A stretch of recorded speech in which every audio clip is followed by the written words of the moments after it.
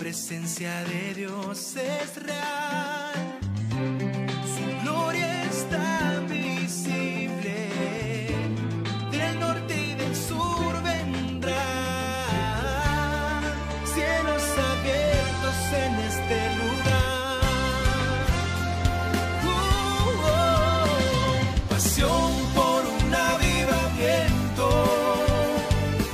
sueños de gloria y majestad, llegan de cada punto de la tierra a los cielos abiertos, a los cielos abiertos, a los cielos abiertos, a los cielos abiertos, el favor de Dios en este lugar.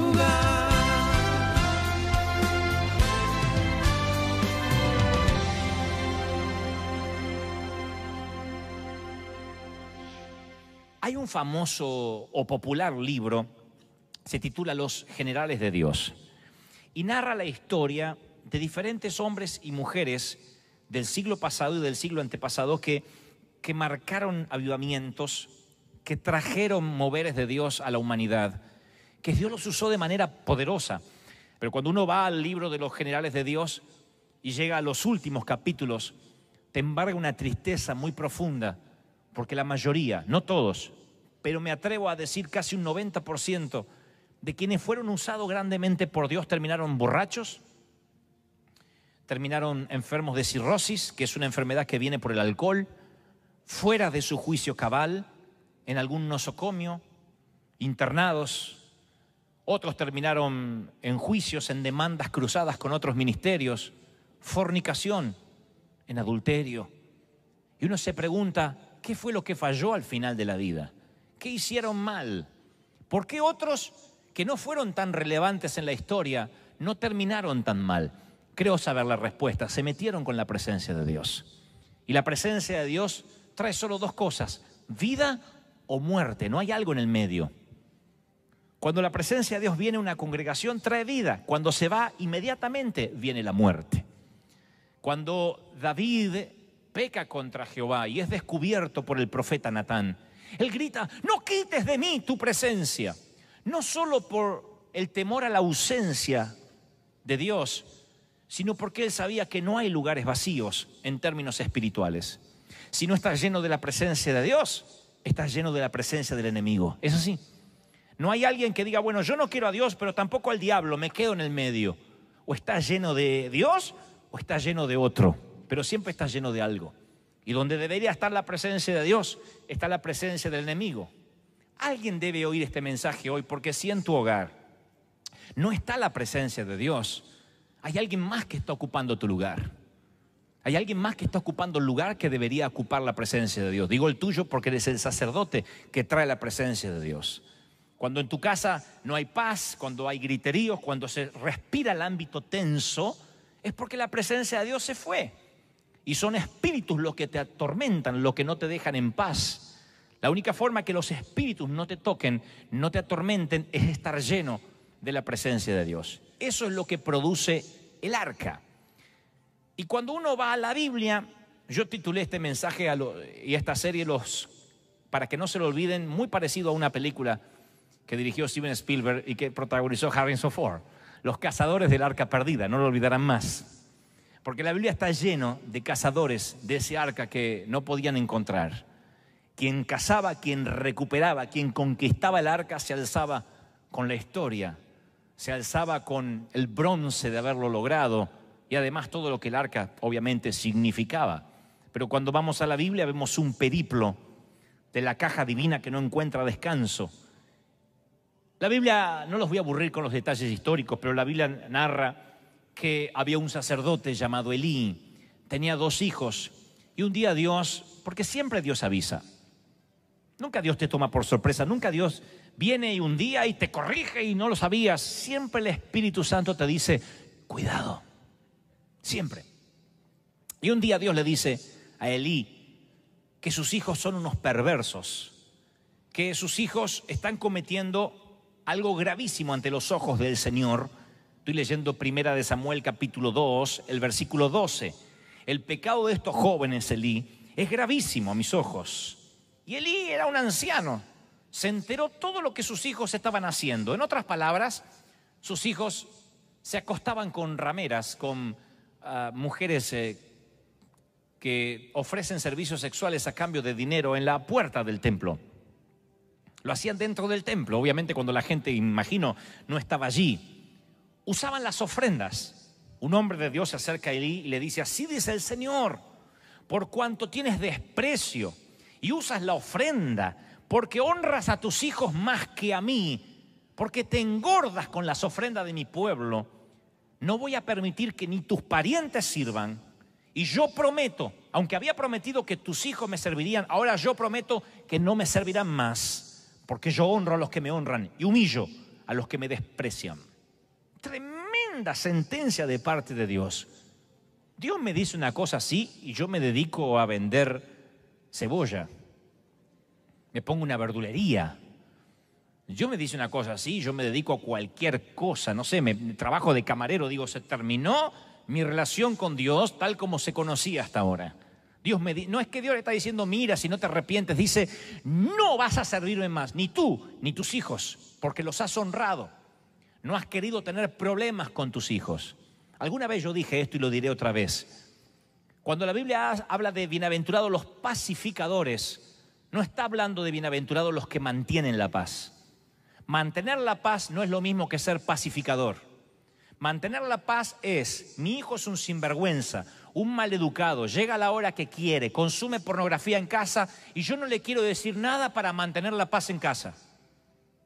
Tú tienes un gran problema, estás honrando a tus hijos por encima de Dios. Así tu hijo tenga 30 años, si es tu techo y no paga la renta, él no es un inquilino, él es tu hijo y tú estás honrando a tu hijo por encima de Dios. Tú no estás manteniendo la paz. Mejor dicho, tú estás manteniendo la paz, pero no eres un pacificador. Para pacificar a veces hay que hacer guerra.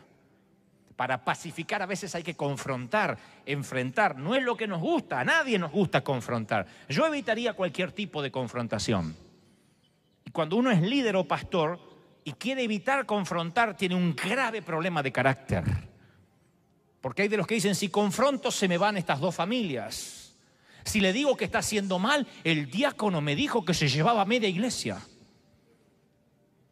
Si desnudo lo que está haciendo, me arma una división y el líder de jóvenes me lleva a toda la juventud. Los he escuchado, honrando a un tipo endemoniado más que a la presencia de Dios.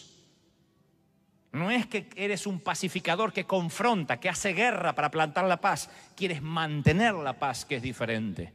Y alguien aquí necesita oír esto. Alguien necesita que el Señor les diga hoy de manera directa, hay cosas que tienes que confrontar, que enfrentar, que no están bien y las tienes que hablar.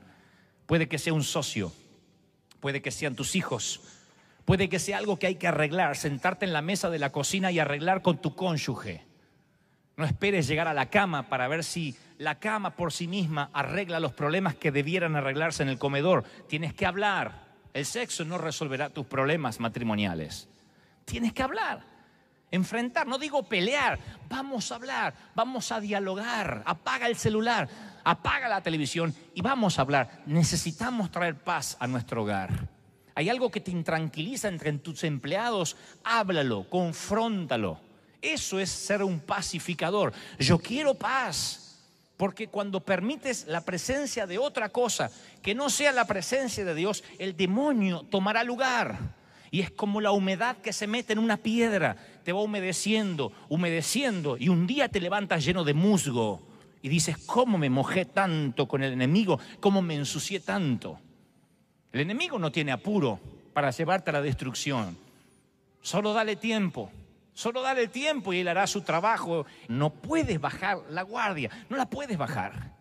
Y si Dios te dice, confronta, Elí, confronta. Nunca permitan que el pecado tome un lugar, que los muebles de Tobías se queden en el lugar santo. Tienes que confrontar, tienes que limpiar. Lo que trato de decir es, por favor, no toques el arca. No toques el arca. Y eso a nosotros que venimos de una cultura que servir a Dios es hacer algo y si no hago algo no estoy bien. Que no nos permitan tocar el arca, ¡ay, me discriminan! Y entonces nos vamos allá porque allá no nos piden requisitos para que sirvamos a Dios, no nos ponen condicionamiento y ahora sí estamos bien porque servimos a Dios. Nunca creas ni siquiera un milagro de Dios en tu ministerio que significa un endoso de que la presencia de Dios está contigo. Ni siquiera cuando Dios te use, no creas que eso es un cheque firmado en blanco que Dios te dice estoy contigo. Porque bien Dios podría usarte y tú seguir siendo mula el resto de la semana. La mula que le habló a Balaán no fue a la Universidad de Israel a aprender idiomas. No verán ustedes en la epístola de la mula, siguió siendo mula. Se casó con un mulo y tuvo mulitos y se murió como mula.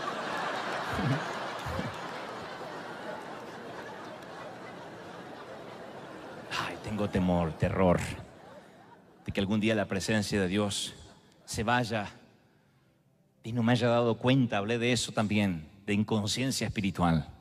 Sansón no se dio cuenta, dice la Biblia, que la presencia de Dios ya no estaba con él. Y Sansón pensó, ahora haré lo de siempre y las fuerzas vendrán, y las fuerzas no vinieron. Tú no puedes burlar a Dios. Entonces necesitas decir, yo necesito pararme, valga la redundancia, en la brecha de mi hogar, de mis cosas, de mi compañía. No estoy diciendo que no tengas inconversos en tu compañía. No estoy diciendo que tienen que ser todos cristianos. Estoy hablando de los que tocan las cosas de Dios, de los que sirven al Señor.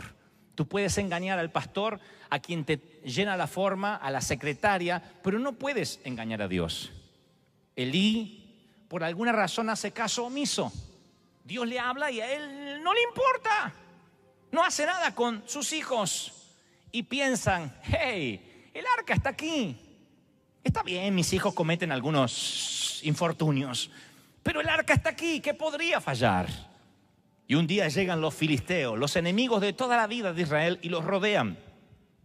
Y cuando el ejército de Israel están en su campamento, dicen, traigamos el arca del pacto en el medio de la batalla y Él nos salvará de los enemigos.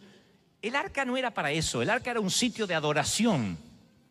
Era un sitio para que el sumo sacerdote entrara y la presencia de Dios hiciera contacto con la humanidad.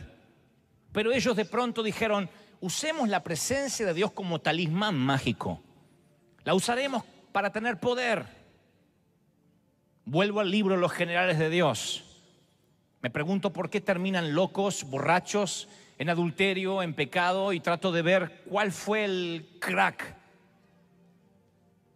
¿Qué fue lo que los desvió? Y unos capítulos antes, al final, encuentro frases como, y fulano de tal ya no oraba, ya no buscaba el rostro de Dios, porque sabía que cuando Él se paraba los milagros ocurrían. Busco a otra que terminó también en un nosocomio, perdida mentalmente, y dice, maltrataba a sus empleados. Sabían que tenían debilidades, estaba adicta al alcohol y a las anfetaminas, pero cuando se paraba, su boca brotaba palabra de Dios y las multitudes venían a oírla, y eso la confundía. Hay un momento donde tú dices, si tengo el arca aquí, todo está bien. Oiga, pastor, yo me siento que vivo en un infierno en la semana, pero cuando vengo el domingo a servir de ujier, me siento que toco el cielo. ¿No se supone que estoy bien? No, no estás bien. Lo que hagas el domingo aquí no compensa lo que ocurra en la semana. Nadie dice amén. No sé si se durmieron o es muy duro. No podemos decir, ya aprendí cómo funciona la franquicia. Tú no puedes decir, bueno, yo sé cómo es este negocio. Porque no es un negocio, no lo puedes imitar. No lo puedes imitar. ¿La tienes o no la tienes? Y cuando la presencia de Dios viene sobre ti, hoy lo hablábamos en privado con los pastores antes de subir aquí. Cuando la presencia de Dios viene sobre ti, inmediatamente eres marcado. Oigan lo que les diré. Oigan. Este es una revelación o un secreto que te lo voy a dar por la misma ofrenda. Miren. Cuando el Espíritu Santo te marca, te señala, hay una cobertura. Eso es lo bonito, ¿no? Estás cubierto, estás ungido. Eso es lo bueno. ¿Qué más bueno trae la cobertura del Espíritu Santo? Que tus hijos son cubiertos. Hay un vallado. Satanás no puede tocar a Job ni a sus hijos si no es con permiso de Dios. Hay un vallado. ¿Qué más trae bueno? Que los que sirven en tu ministerio son cubiertos por tu paraguas, son cubiertos por la unción. ¿De dónde saco esto? Es que Dios le dice a Josué, quita a Acán del campamento porque es un anatema, quítalo. Dios no dice, Josué, mientras dormías, te fulminé a Acán. Estaba durmiendo y lo reventé con un rayo, así no tienes problemas como pastor. No, tú tienes que confrontar, sácalo del campamento porque su codicia me ha afrentado, le dice Dios a Josué. Y Josué es el que tiene que hacer el trabajo. En otras palabras, Dios dice, mientras que esté bajo tu cobertura y en tu campamento, yo no puedo hacer justicia, dice Dios. Miren lo maravilloso de la unción.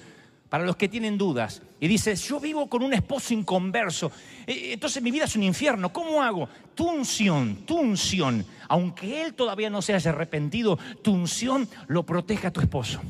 Tu unción protege a tus hijos. Mis hijos no se quieren congregar, sigue orando por ellos, sigue proclamando la santidad y la salvación, que tu unción los está cubriendo, mientras que esté un ungido. Si hubiese un justo, no destruiré, dice el Señor, la tierra.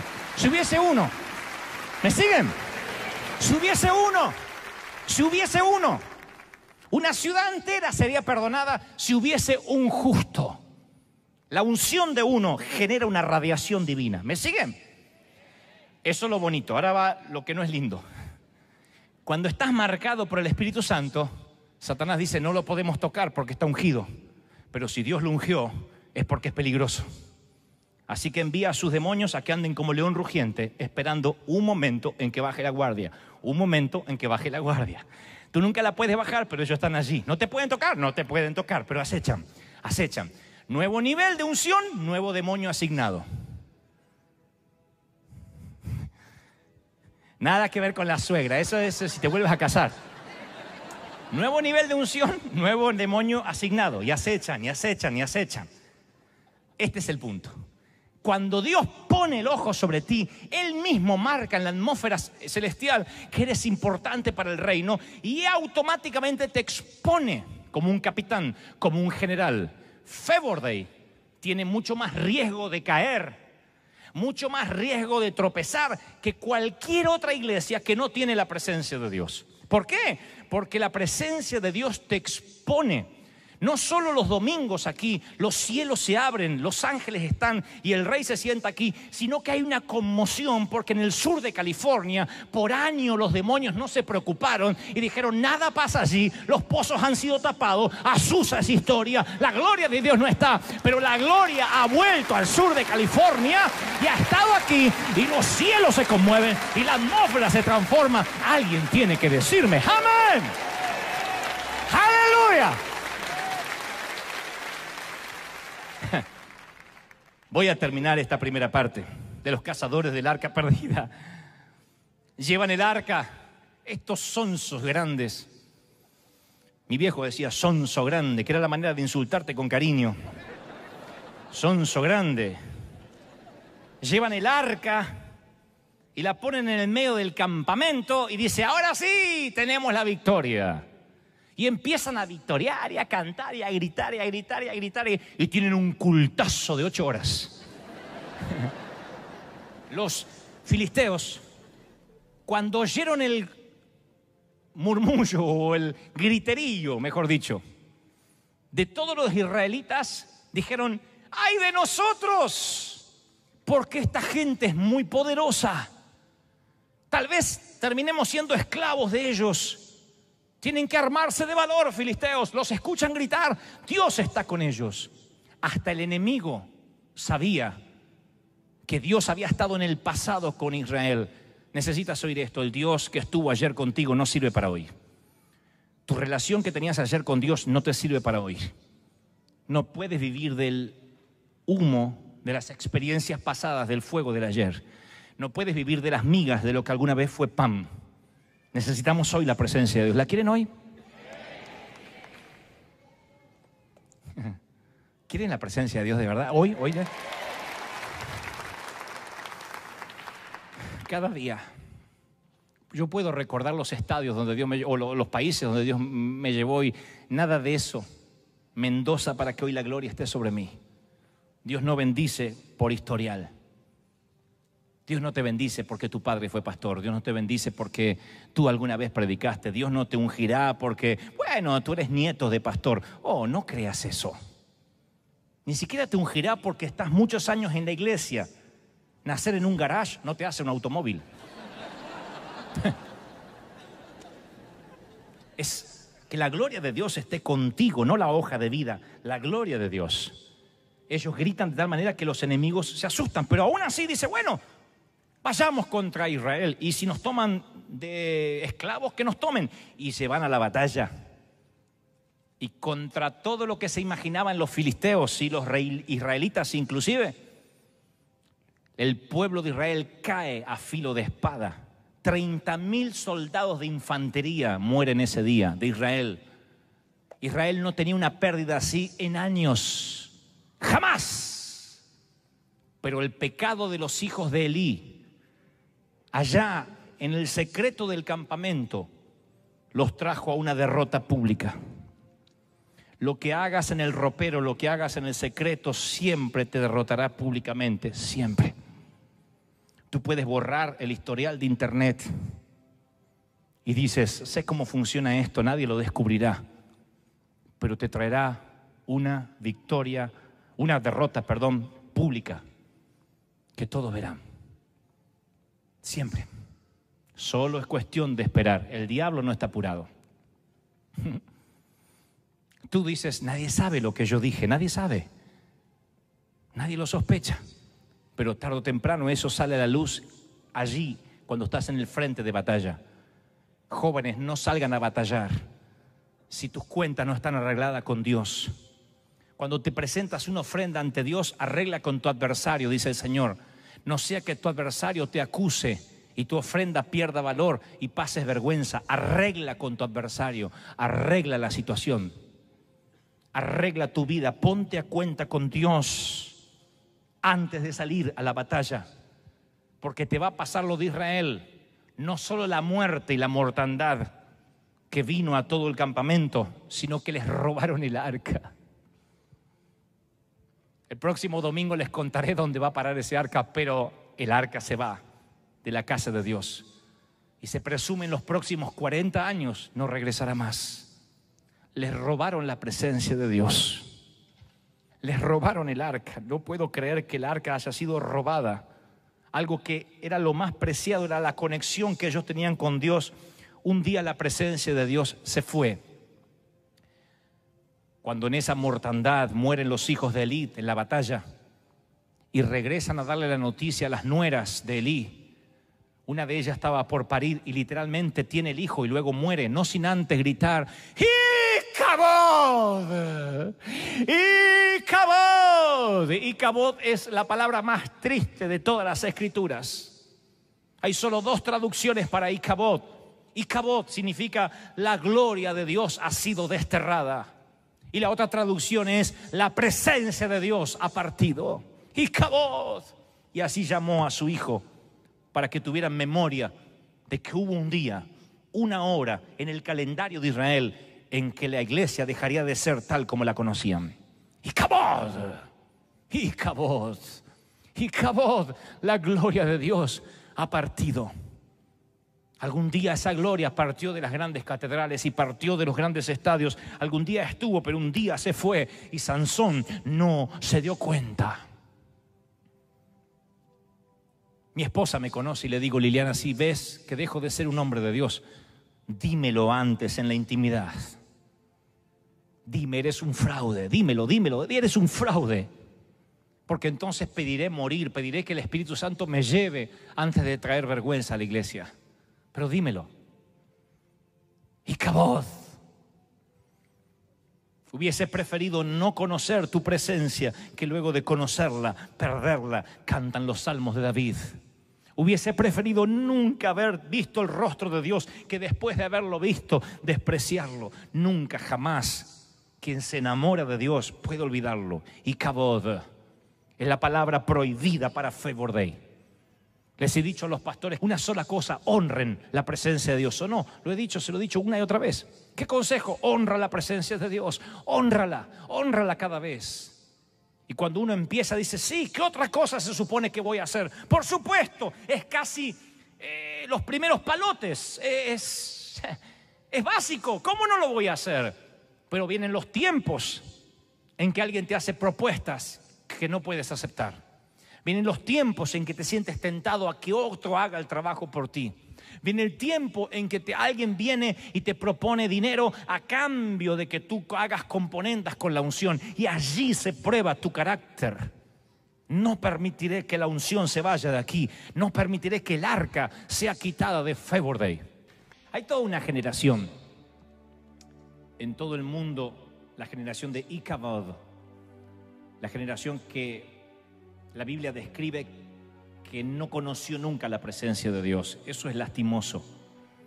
Ichabod fue la frase de la nuera del sumo sacerdote cuando se robaron el arca, que tipificaba la presencia de Dios. Ichabod, la gloria de Dios se ha ido. Y cuando no conocemos la presencia de Dios, lo primero que se nos va es el temor a Dios. Y cuando se nos quita el temor a Dios, es fácil pecar, es fácil mantenerse en el pecado, es fácil abandonar lo que aprendimos de niños, porque no hay temor, porque las barreras se rompieron. Cuando una iglesia no tiene presencia de Dios, como dije una vez, es el mejor lugar para que se oculte un pecador. Un pecador que quiere vivir con su doble vida y que nadie lo descubra, tiene que meterse en una iglesia muerta y podrá estar allí calmando su conciencia por años, hasta que un día se entere que no es salvo, hasta que un día se entere de que no puede entrar al reino de los cielos. Cuando roban el arca, para los que no estuvieron el domingo pasado, el arca era una caja, un cofre de acacia, bañado en oro, con 2 ángeles encima. Tiene cierta logística arquitectónica, pero lo importante era lo que había dentro, que tipificaba su palabra, su ley, la autoridad, la vara de Aarón, el maná, la provisión de Dios. Y ese era el lugar que Dios había elegido como punto de encuentro para encontrarse con el hombre. Antes de que Cristo viniera a la cruz y fuera Cristo el camino, el arca era el lugar donde el sumo sacerdote podía encontrarse cara a cara con Dios. Y un día la Biblia narra que Israel perdió el arca, la sacó a la batalla y perdió el arca. Perder la presencia de Dios no es lo grave. Porque uno dice, bueno, en mi vida me ha tocado perder la presencia de Dios. ¿Y qué hiciste? Me puse a orar. Me puse a buscar a Dios para sentir lo que sentía cuando era joven, hace unos años. Entonces la presencia es recuperable. Hay gente que dice, no sé por qué, pero me siento triste o me siento con un dolor en el corazón que no sé por qué es. Y a lo mejor es porque la presencia de Dios se fue de tu hogar, de tu negocio, de tu compañía, de tu empresa. ¿Qué es lo que tienes que hacer? Inmediatamente volver a encontrarte con la presencia. ¿Cómo? ¿Cómo hago para recuperarlo? Entonces tienes que volver a pensar cuáles eran las coordenadas en tu corazón que te llevaron a la presencia de Dios hace 2 años, 1 año, 6 meses o la última vez que lo sentiste. Yo tengo mis coordenadas que no fallan desde niño. Se las voy a contar como chismerío santo por la misma ofrenda, como digo siempre. Desde niño tengo las coordenadas. Las coordenadas no han cambiado. Trato de ponerme a solas, ese es un punto, estar a solas. No sirve que estén los niños ahí, ni siquiera que esté mi esposa. Cuando se trata de recuperar la presencia de Dios, no puedo decirle, Liliana, oremos juntos. Tengo que estar solo. Y no es porque si oro con ella, la presencia de Dios no vendrá, sino porque esas no eran las coordenadas donde encontré la primera pesca. Así que coloco el bote estando solo, esa es mi primera coordenada, mi norte. Luego tengo que poner música que ayude a mi alma a calmar la parte adrenalínica, esa parte exultante que a veces uno se llena de ansiedad, de preocupaciones. Y coloco una música como esta, en un sitio que pase música, lo que sea, una música suave, que me lleve a las viejas canciones que yo cantaba. Vine a adorar a Dios. ¿Se acuerdan? Vine a adorar a Dios. Esa canción me mete y ya tengo la canción, estando solo, ahora tengo que buscar la otra coordenada, la palabra de Dios. Entonces comienzo orando un salmo o un proverbio. leo, hasta que algo salta ante mis ojos y el Señor me dice, léelo otra vez. Y allí está, por ejemplo, no sé, puede aparecerme algo como, estoy simplemente haciendo una prueba ahora, como bienaventurado aquel que me busca en la intimidad, que canta conmigo y me teme, que tiembla ante mí. Oh, Jehová oirá su voz desde la quietud. Y lo digo una y otra vez, tú oirás mi voz desde la quietud. Y ya ubiqué la otra coordenada, empecé a orar. Es sencillo. La presencia de Dios otra vez llega a mi habitación. ¿Me están siguiendo, sí o no? Ese es simplemente un paso práctico para recuperar aquello que en mi ocasión, en mi caso, me ha hecho diferente. Pero, insisto, lo grave no es perderla, porque uno siempre puede recuperar si recuerda las coordenadas. El problema es no preocuparse por el arca, decir, bueno, no me interesa, al cabo se vive bien así. Tú dices, ¿y quién podría perder la presencia de Dios y no preocuparse? Tú dices, ¿hay gente acaso que podría perder la presencia de Dios y no preocuparse? Sí, Saúl fue uno. 20 años de rey sin arca. 20 años de presencia de reinado sin presencia de Dios. 20 años, 2 décadas sin siquiera preguntar, che, ¿a dónde dejamos el arca? ¿Alguien ha escuchado del arca por última vez? Ni siquiera lo preguntó, ni siquiera. Ustedes dirán, wow, ¿cómo alguien puede ser rey puesto por Dios, ungido por Dios y no preocuparse por tener a Dios con él? A él no le importó. Él dijo, vivimos bien sin el arca, no hace falta, es un símbolo. Y aquello que era lo más importante en el antiguo pacto fue lo más común para él, a tal punto de no necesitarlo. No necesitó la presencia de Dios. El arca, dice la Biblia, que se la quedan los filisteos. Esa es la segunda parte de la historia que les comencé a contar el domingo pasado. Se la quedan los enemigos el arca. Y dijeron, esto tiene que funcionar. Cada vez que el arca estuvo con Israel, Israel jamás perdió una batalla. Así que tiene que funcionar. Le tenían respeto al arca. No dijeron, vamos a usarla de baúl. No dijeron, vamos a guardar la ropa sucia ahí. Sabían que el arca significaba algo. Oigan lo que les diré. Ellos no temían al mismo Dios, no le tenían temor al mismo Dios que Israel, pero respetaban al Dios de Israel de igual modo. Sabían que ese pueblo siempre había dado victorias, siempre. Los filisteos saben que hay algo, pero ellos no saben que ese algo es celoso. Yo me considero un pastor celoso. No me gustan la bigamia. No me gustan los que vienen acá y después se van a la iglesia del menganito, aunque los amo a todos los pastores. Pero qué lindo es contar con ovejas monógamas que dicen, tú eres mi pastor, yo aquí crezco, esta es mi casa, ¿sí? ¿De dónde heredé eso? Lo heredé del Padre, lo heredé de Dios. Dios es celoso. Respeta lo que yo te doy, pero yo soy el único. No te harás imágenes delante de mí. No adorarás, no te postrarás delante de ningún otro Dios. Si Dios sabe que ningún otro Dios existe, que son de madera, ¿por qué ese celo? Porque no hay nadie, nada que sea más que Dios. Así que los filisteos ponen el arca, oigan, al lado de un dios que ellos tenían, el dios Dagón, no dragón, Dagón. Un dios que conforme lo que la Biblia describe era una suerte de Buda, tal vez un poquito menos panzón y más elegante, pero tenía las manitos así. Era una imagen que los filisteos adoraban.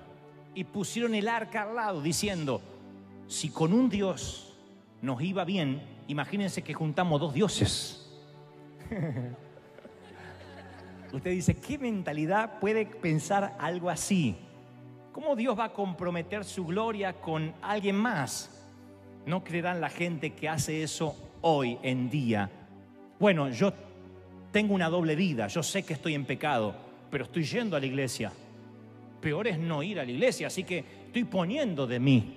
O sea, en la semana tienes un poco de carne y en el fin de semana tienes un poco de espíritu. Pecas un poquito, adoras un poquito. Insultas un poquito y quieres ahorcar a tu esposa en la semana.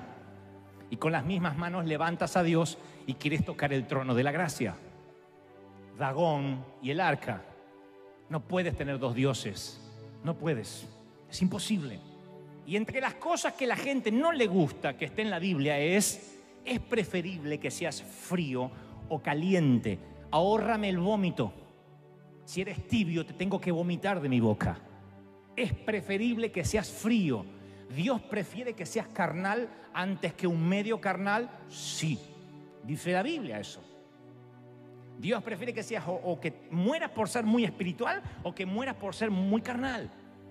Yo cuento los correos electrónicos que me llegan, a veces se lo he contado a ustedes en alguna ocasión, los correos electrónicos de los jóvenes que dicen cosas como: pastor, te lo cuento a ti porque tú eres pastor de jóvenes. Estuvimos con mi novia acostados en la cama desnudos, pero no pasó eso. Bueno, no me guiñan el ojo en el correo electrónico, pero me ponen: no pasó eso, 3 puntitos. Y si bien nos permitimos ciertas libertades, no llegamos a aquello. Y me pone abajo el desgraciado: porque no queremos perder la santidad.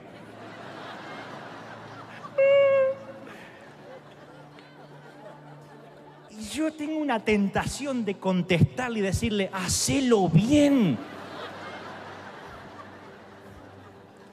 Pero mandate un buen pecado que diga: ya que llegamos hasta acá, vamos a pecar bien, y te vas al infierno con dignidad.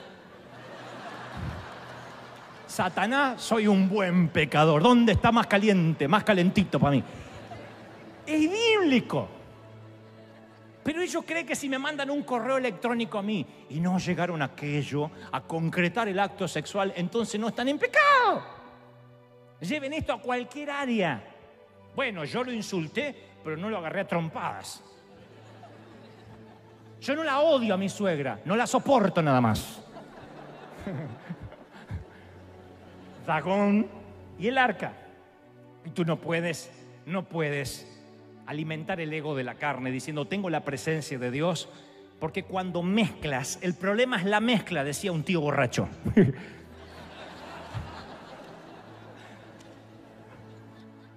No voy a repetir eso otra vez. El que tiene tío borracho o tuvo una vieja vida sabrá de qué hablo. Mi tío borracho decía: el problema no es el alcohol, es la mezcla. Y digo: ¿para qué mezclas? No mezclé. Dice: tomé vino y lo mezclé con ganas de tomar. Dice, el problema es la mezcla. Siempre lo digo, el problema es la mezcla. Cuando mezclamos a Dagón con el arca, eso es lo que hicieron los filisteos. Y entonces se levantan por la mañana y algo ocurre. Las manitos de Dagón están cortadas. La cabeza de Dagón está cortada. Y tiene el tronquito nomás así postrado delante del arca. Dios está diciendo: no juegues conmigo, porque no hay nada que se pueda ni siquiera parar al lado y querer decir que mi gloria será compartida. ¿Cuántos aman la presencia de Dios? Dígame amén. No solo eso, ¿qué hacen los filisteos? Levantan el tronquito de su Dios, le ponen glue y le pegan la cabeza. Y entonces Dios va más allá. Dice la Biblia que les aparecieron tumores a todos los filisteos en los lugares íntimos. Tumores. No son en realidad tumores. Hay de los teólogos y hay de los comentaristas bíblicos que hablan que tal vez eran hemorroides. Otros dicen que literalmente eran tumores, posiblemente en los testículos, obviamente de los varones. Otro podía ser un problema en el ano que a ellos les ocurrió de la noche a la mañana, a todos, por poner la presencia de Dios al lado de un Dios pagano. Ahora, ¿qué tenía de particularidad que los tumores o esta peste o esta plaga estuvieran en los lugares íntimos? Que se sentían avergonzados de lo que tenían, porque por fuera parecían soldados, por dentro estaban pútridos. Algo nos dice el Señor esta mañana, aún con esta palabra dura. He visto gente así, en el exterior orgullosos, pedantes, en el interior con tumores ridículos, ni siquiera pueden sentarse ni caminar bien. Y tú dices, ¿por qué un día de la noche a la mañana nos enteramos de que fulanito todo lo que estaba construyendo se le derribó?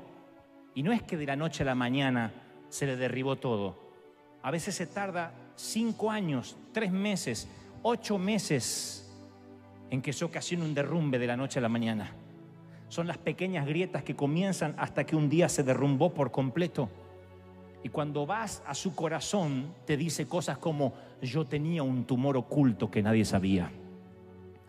Un pastor amigo de Liliana y mío, que cayó en un pecado moral y algún día estuvo cenando con nosotros, le pregunté, porque teníamos la confianza para hacerlo, cómo fue aquel derrumbe, qué sintió. Se los dije también y se los volveré a decir a ustedes. Él me dijo: yo era el dueño de una huerta y les daba de comer a todos mientras yo me moría de hambre.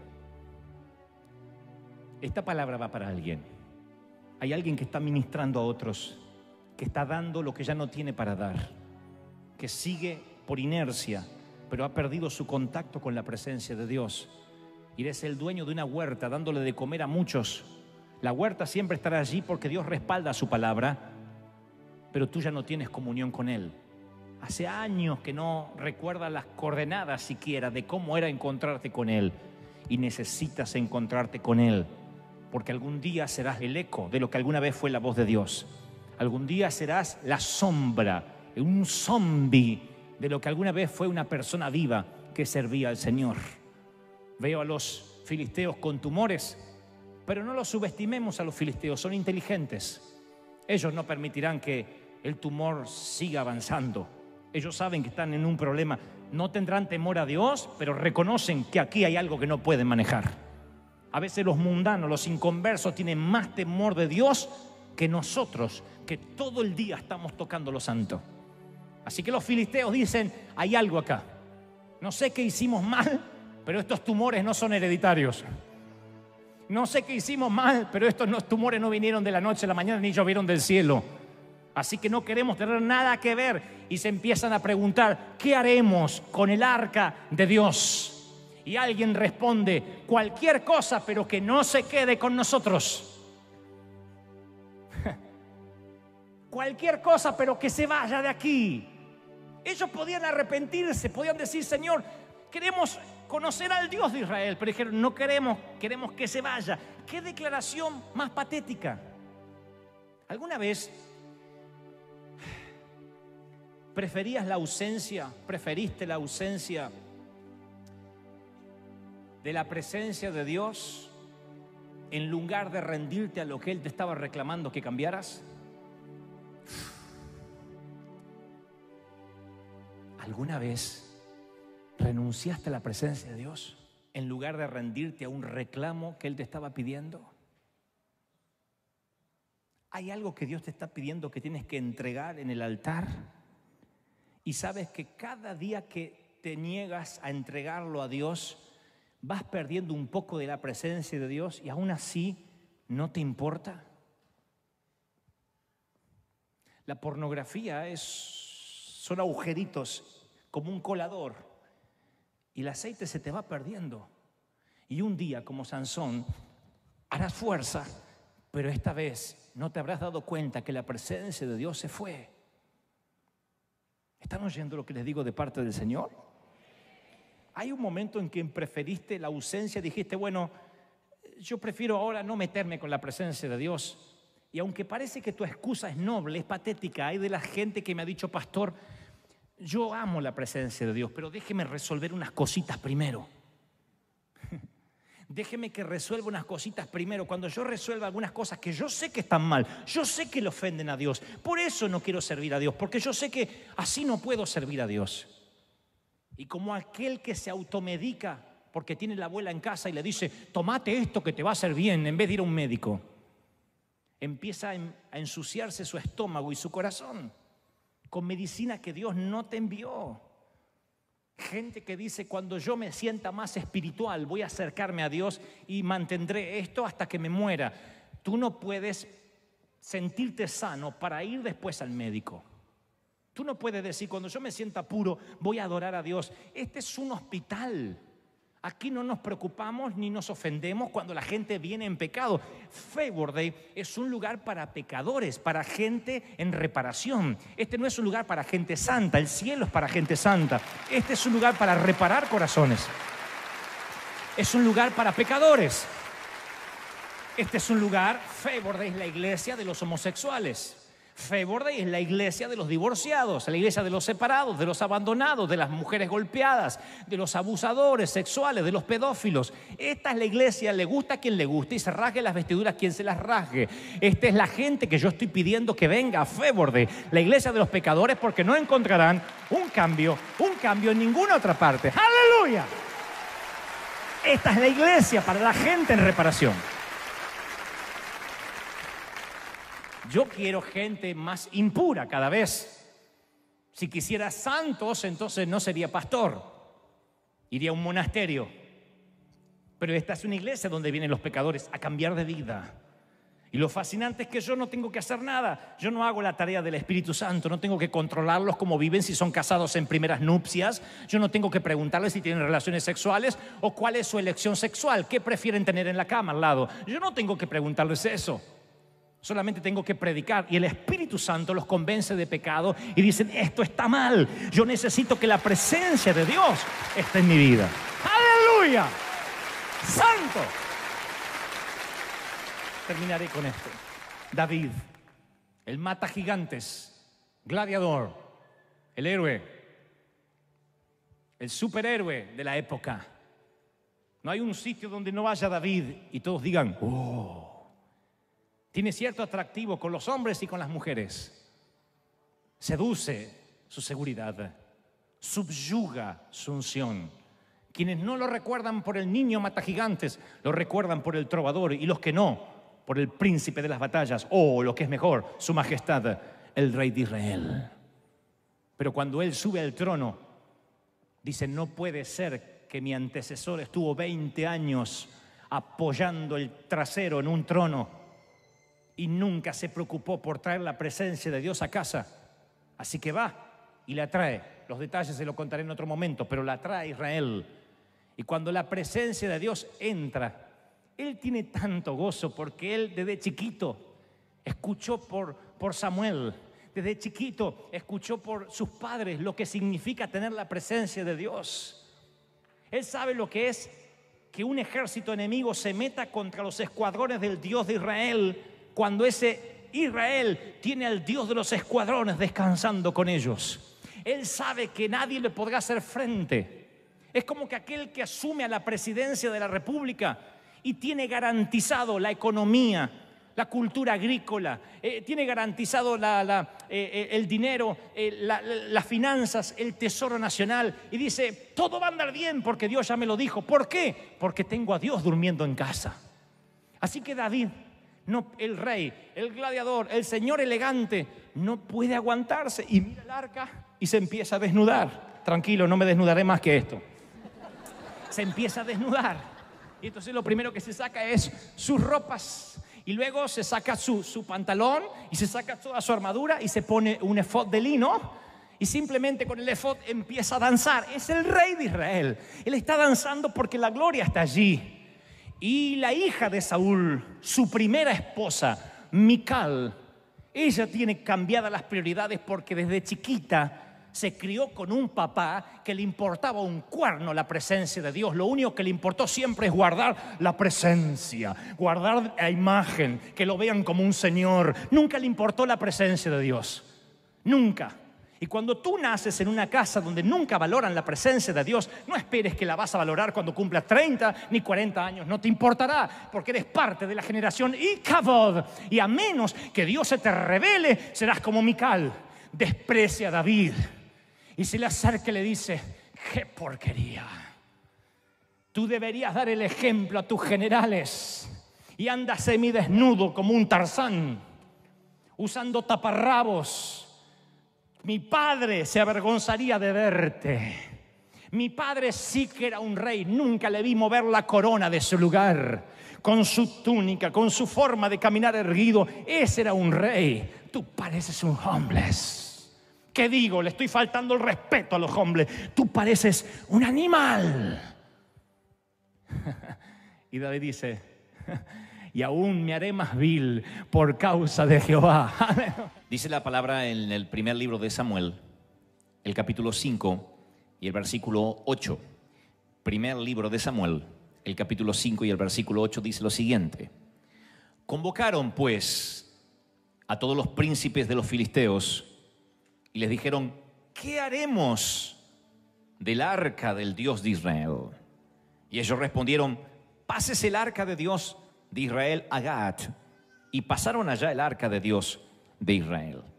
Les conté, le hago un paneo muy rápido en menos de minuto y medio, que el arca del pacto simbolizaba la presencia de Dios. Era una caja recubierta de oro con unos ángeles encima. Esa caja tipificaba literalmente la presencia de Dios en el Antiguo Testamento, antes que Jesús viniera a la cruz. Y estaba siempre en el lugar santísimo, donde el sumo sacerdote podía entrar, y allí se conectaba el creador con la creación, el juez justo con el pecador. El punto de contacto era el arca. Un día Israel lleva el arca a la batalla, porque dice, si llevamos el arca a donde peleamos, Dios nos va a bendecir de un modo increíble. Pero Dios no permitió que usaran el arca como un talismán. Había pecado en el pueblo, y como había pecado inclusive entre los sacerdotes, no solo perdieron la batalla, sino que les robaron el arca. Los filisteos se llevaron el arca.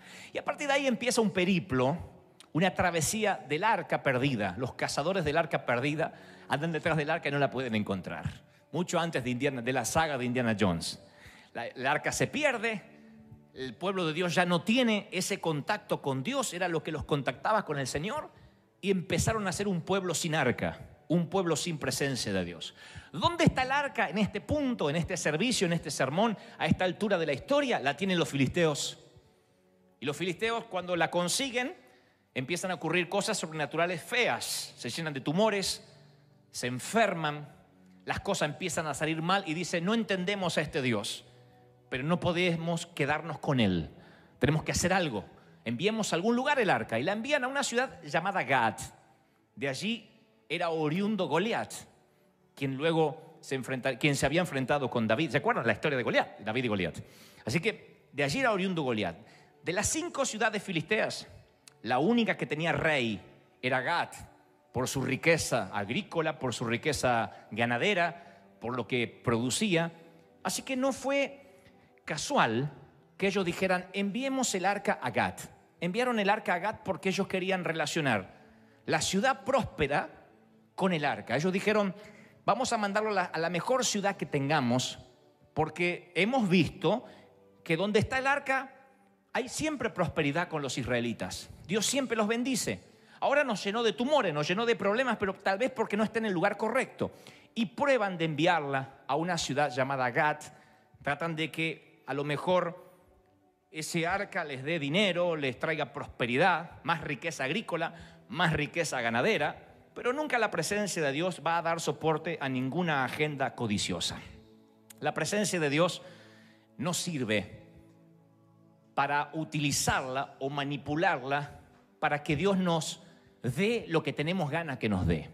Lo que trato de decir es, yo creo en un Dios que prospera, en un Dios que bendice, en un Dios que multiplica, pero no porque manipulemos la presencia de Dios. Él es un Dios terriblemente celoso.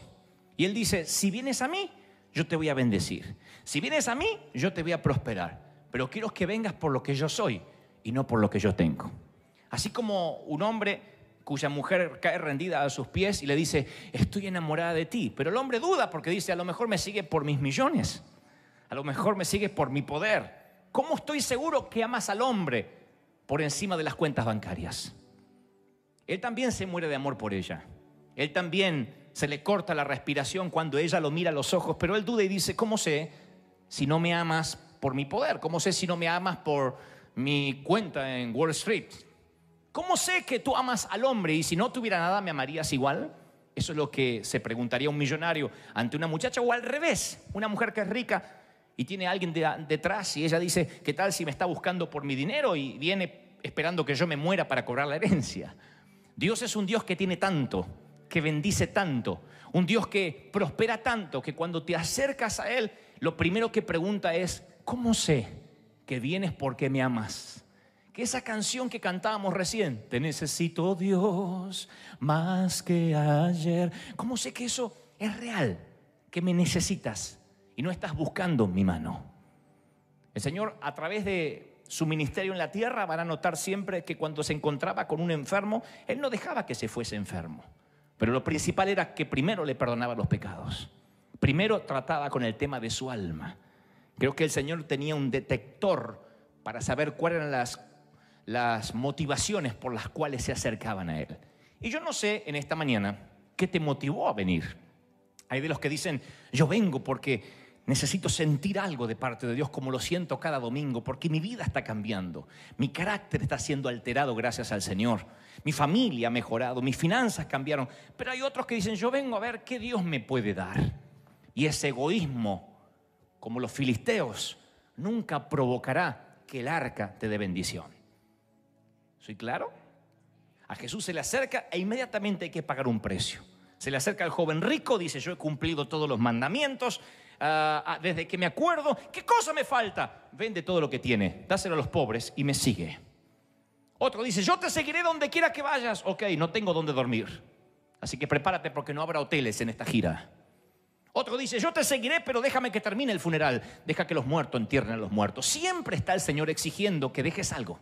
Siempre se trata de pagar y pagar y pagar y pagar. Ustedes dicen: ¿por qué? Porque el Señor pagó un precio, Dios pagó un precio invaluable entregando a su Hijo, dando la sangre de su Hijo. Entonces dice: señores, quiero que estén a la altura, por lo menos que intenten estar a la altura de lo que yo he dado. De allí algunos dicen: bueno, la salvación no se puede pagar, es gratis. Yo aclaro siempre: la salvación nunca fue gratuita. Aclaro siempre: la salvación es invaluable. No se le puede poner un costo. Dios no lo permita. Yo lo he predicado esto en alguna ocasión. Si Dios algún día nos dijera a nosotros como papás: entreguen a uno de sus hijos. Es una locura, pero una metáfora para que se entienda el punto. Entreguen a uno de sus hijos.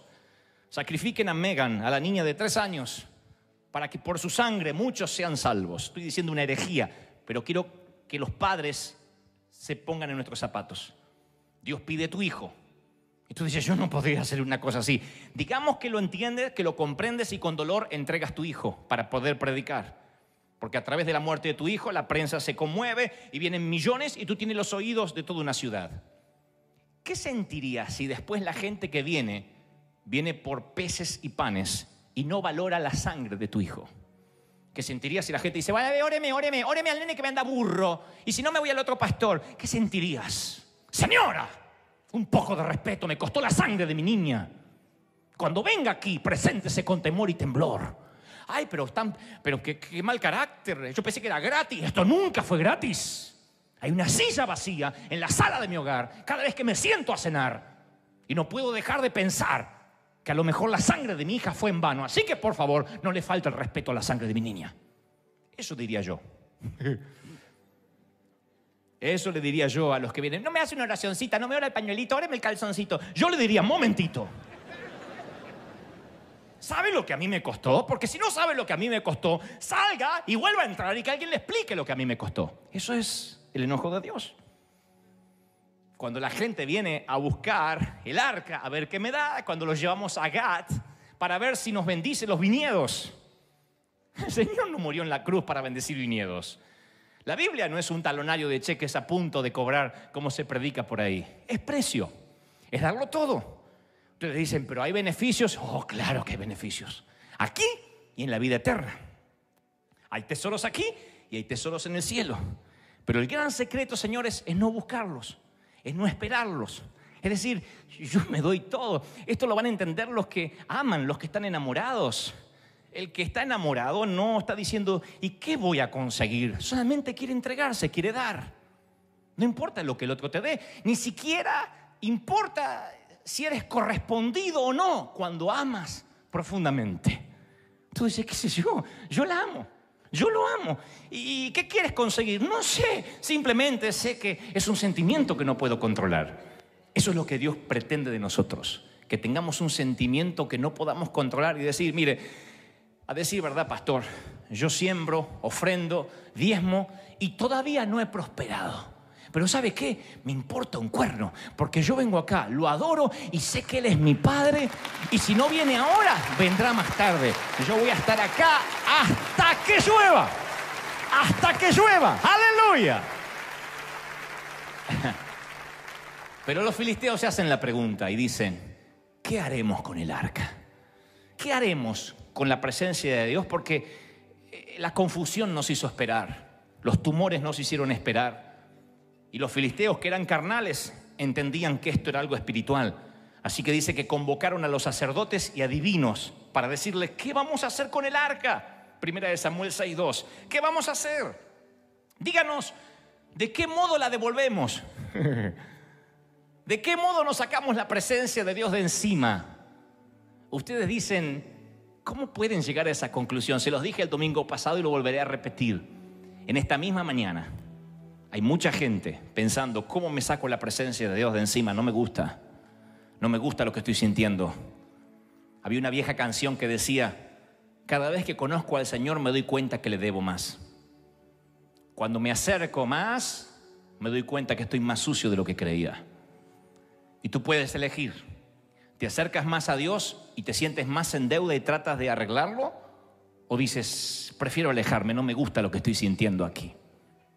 Puedo en un punto entender lo que los filisteos sienten cuando dicen, ¿qué haremos con el arca? ¿Qué haremos? Es mucho Dios para nosotros. Es demasiado Dios. Y hay de la gente aquí que necesita oír esto esta mañana, que dice, oiga, a mí me gusta tener una relación con Dios, pero no tanto Dios. Me gusta venir, ofrendar, cantar, escuchar un mensaje, pero ¿de qué estás hablando, Dante? ¿De qué estás hablando? ¿Más Dios? ¿Me estás diciendo que yo tengo que sentir a Dios el lunes y el martes y por las noches y que sentir que Dios está allí cuando enciendo el televisor y aún cuando estoy en la intimidad con mi cónyuge, saber que Dios está viéndome? ¿Me dices eso? Sí, eso es. Mucho Dios. A tal punto que Él lo ocupe todo. ¿Eso qué demanda? Temor. Wow, entonces tengo que cuidarme cuando hago los números. Tengo que cuidarme a la hora de rendir mis impuestos. Porque Dios empieza a tomarlo todo. Ya no queda circunscripto a la iglesia Favor Day. ¿Dónde nos toca? ¿Dónde va a estar Dios este fin de semana? Dios dice, no me preguntes eso. Yo estaré cada fin de semana en Favor Day, pero también quiero estar en tu hogar. Irme en tu automóvil hoy. La pregunta es, ¿estás listo para hospedarme? Porque te traeré problemas. Tendrás que cambiar maneras de hablar. Tendrás que cambiar maneras de mirar, hábitos. Tus hábitos ocultos saldrán a la luz y te sentirás miserable. ¿Estás seguro que quieres mi arca? ¿Estás seguro que la quieres? Porque de otro modo te propongo, dice el Señor, que la dejes aquí. Ten un contacto de 2 horas conmigo y te vas. Pero no me pidas que te bendigan la semana. Porque esto es como querer la tarjeta de crédito y pensar que porque tienes la tarjeta de crédito podrás gastar. Que así no funciona. Tú necesitas el titular. Y necesitas que Jesús vaya allí y firme cada cheque que vayas haciendo por la vida. La pregunta es, ¿podrías convivir con el titular todo el tiempo? No puedes mentirle. No hay nada más incómodo que estar ante un hombre de Dios que te desnuda el corazón, que te desnuda el alma. Porque te dice, ¿cómo estás? Y si te quiere mentir, Él sabe que estás mintiendo. Imagino lo que los discípulos viven cuando conviven con Jesús, cuando caminan con Él. Y viendo lo que cavilaban en sus corazones, les dijo, ¿por qué dudáis? ¿Ese Dios no ha cambiado? El que lee tus pensamientos. Tú dices, vine a la iglesia, renegué con el tránsito, al final no me gustó, mira la cara de aquella, odio que aquel me da una bronca, mira el pelado ese se me pone delante a saltar. Y el Señor dice, aunque con la boca me adoraste ese domingo, viendo lo que meditabas en tu corazón, he decidido no bendecirte. Porque no eres sincero, no eres auténtico. Cuando te das cuenta que Él lee tus pensamientos, que Él desnuda tu alma, que Él lee tu corazón a través de los ojos, entonces tú estás consciente de que vivir con el arca, señores, no es para cualquiera. Haz una invitación al altar en cualquier congregación y dile, ¿cuántos quieren la presencia de Dios? Todo el mundo pasará. No todo el mundo sabe lo que está pidiendo. Vivir con la presencia de Dios hace que tengas un sentimiento, escuchen lo que les diré, muchas veces de angustia, durante la semana? Un sentimiento de tristeza. Tú dices, nunca me dijeron eso, me dijeron que Jesús vino a traerme felicidad. No siempre. A veces es un sentimiento de angustia, porque cuando tú estás con la presencia de Dios, te empiezas a parecer a Dios. Los sentimientos de Dios empiezan a ser los tuyos.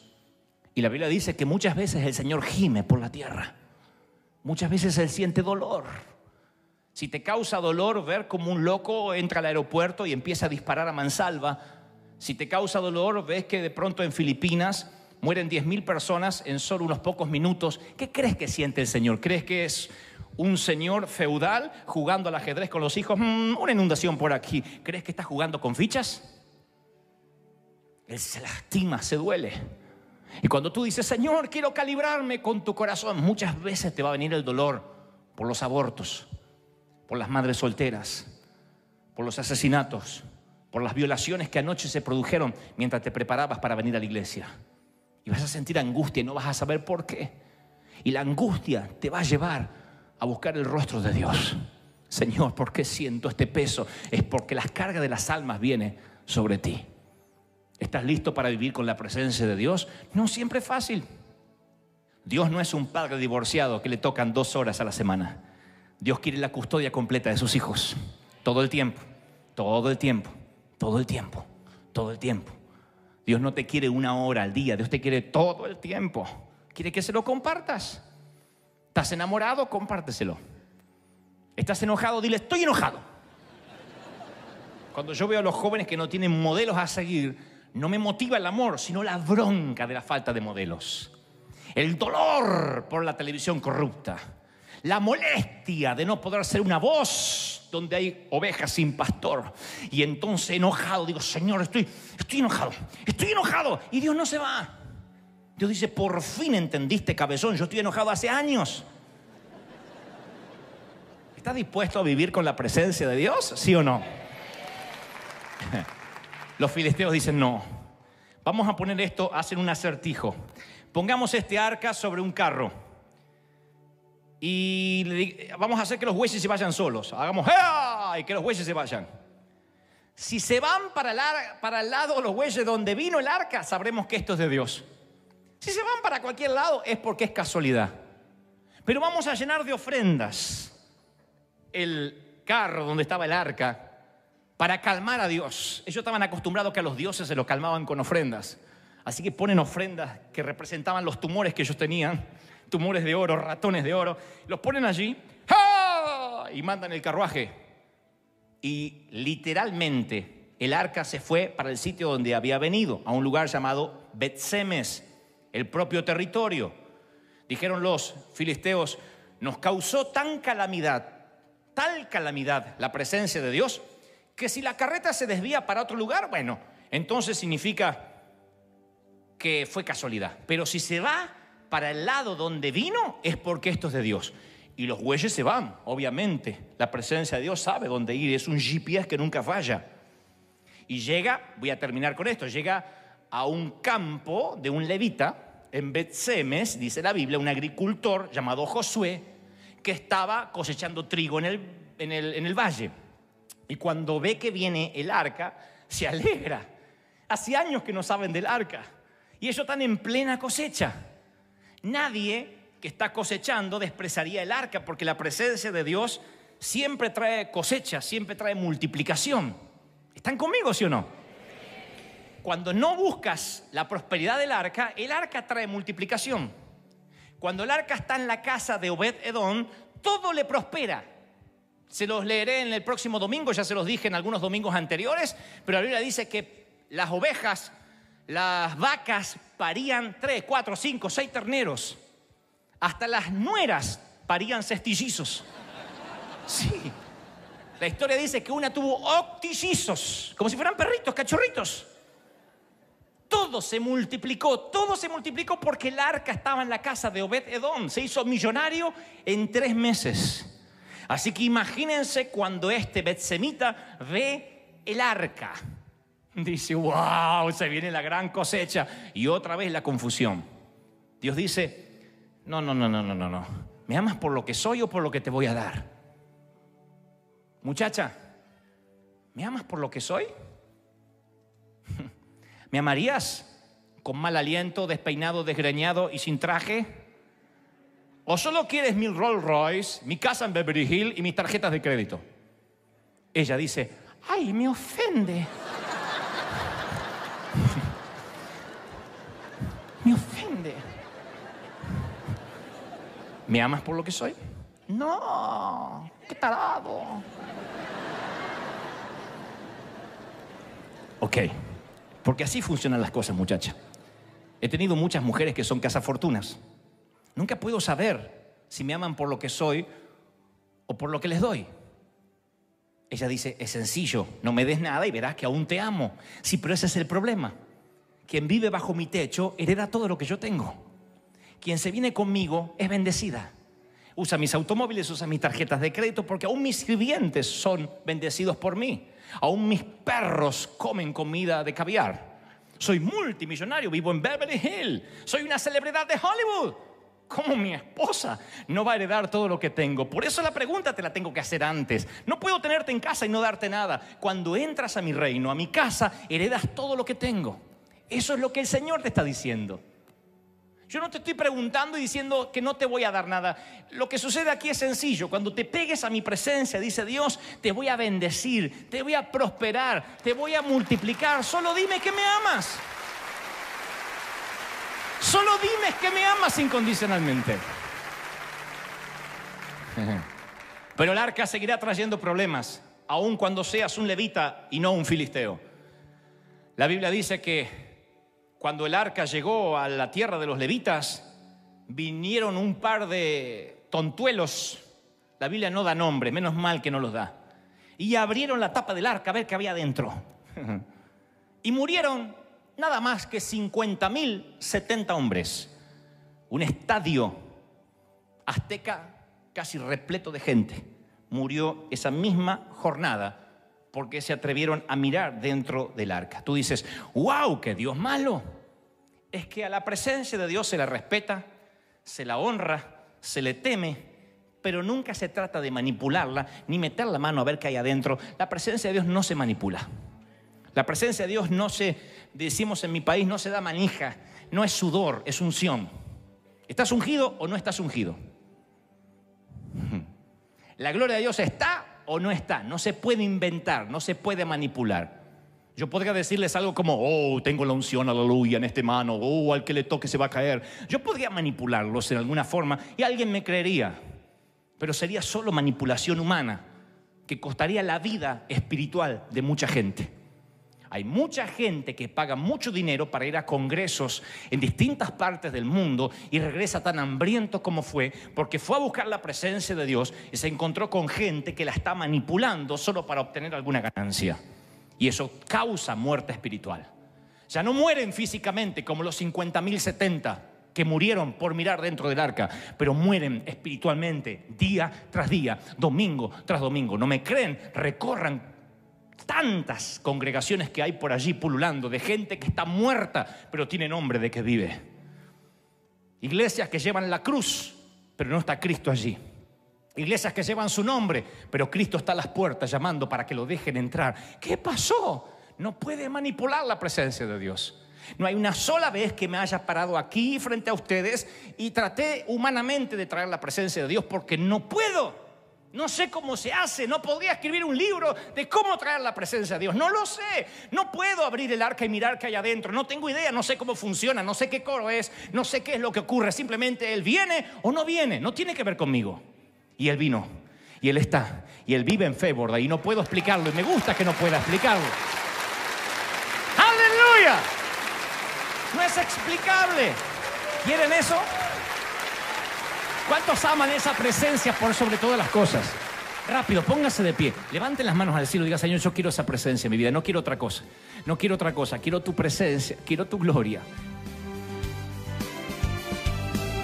A los cielos abiertos. A los cielos abiertos. A los cielos abiertos. A los cielos abiertos. El favor de Dios en este lugar.